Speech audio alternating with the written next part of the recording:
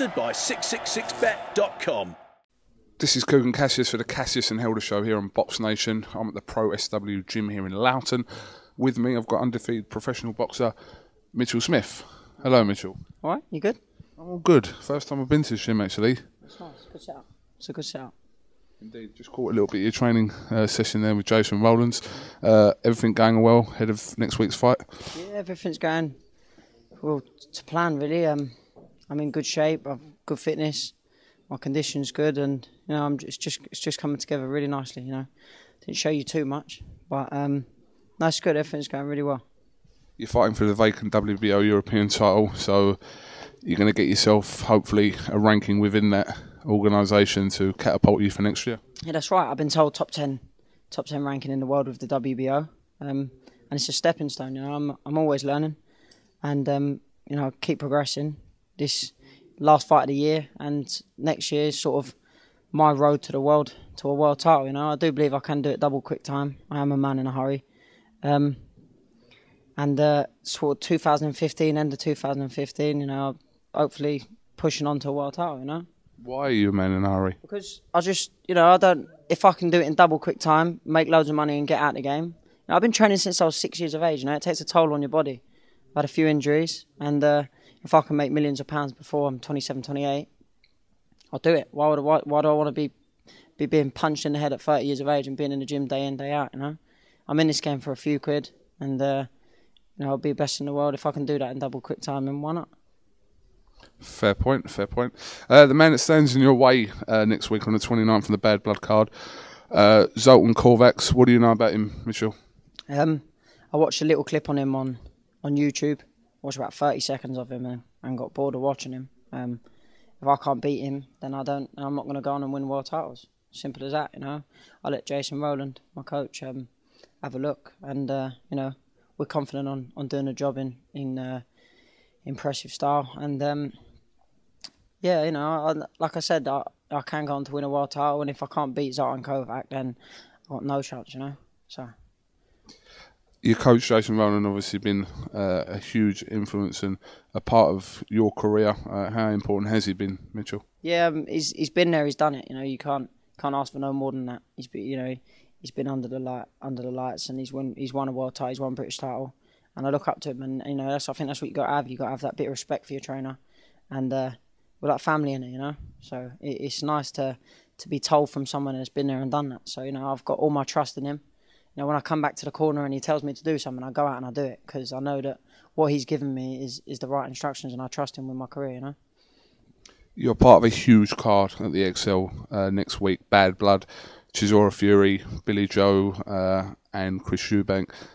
Skeet and Gavin. It's a wonderful card to be on. Yeah, it's possibly one of the best cards of the year, you know, and even the Groves Froch, you know, card. I know that sold 80,000 tickets, and I know that Frotchery Groves was a big show. But this, as a card together, you know, all the fights on the card it's a massive bill, you know, and I'm privileged to be on it. And once again, I'm looking to you know, go on the show and steal the show.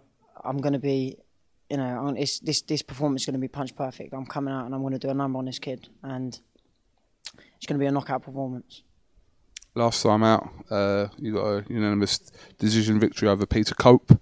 Looking back on that, how would you assess your performance against Peter? Yeah, I don't want to run anyone down. It was 60% of me, 60% of me. There's so much more to give, and you know, the better the opposition gets, and you know, the bigger the fights get, the better I'll get. You know, I'm ready to step to the mark. I'm ready to perform in front of thousands of people, and when this starts happening, and then you'll see the best of me. You know. I got the 10 rounds done. I won every round on the scorecard, but there was a couple of times in there where I could have probably picked up the work rate a little bit more, and you never know. I could have maybe got Peter Cope out there. He was a decent kid, and possibly better than Zoltan Kovac. But this fight, I'm looking to come out and I'm going to show, you know, I'm going to show the British public and that I've got knockout power, you know, and I'm going to get this kid out of here. The British public. Love a domestic rivalry. We've seen it with Froch Groves. We're seeing it next week with Chisora Fury and Chris and Billy, also Cleverly and Bellew. So we've spoke about this before. It could be set up for a huge fight between you and Mr. Romeo next year. I know I spoke to you after your fight before. It's a fight that you'd love to take. If it generates money, I'll quite happily knock him out. It's not a problem. I think he's a little kid shouting his mouth off, and I'll be more than happy to punch his head in. I dislike him. I think he's disrespectful, and he's a young boy. You look at him on camera, you look at him on a show. He's like a puppy. He ain't got a clue. I'm fighting for WBO European title. I'm English champion. I'm former Southern Area champion. What's he fighting for? A 6-rounder. Where's that generating money for me? Where's the rivalry? I'm not going to take a backward step for him. And I personally think he gets beat before he gets to my level anyway, because he's not very good at all. So here we go. Okay, fair enough. You're entitled to your opinion.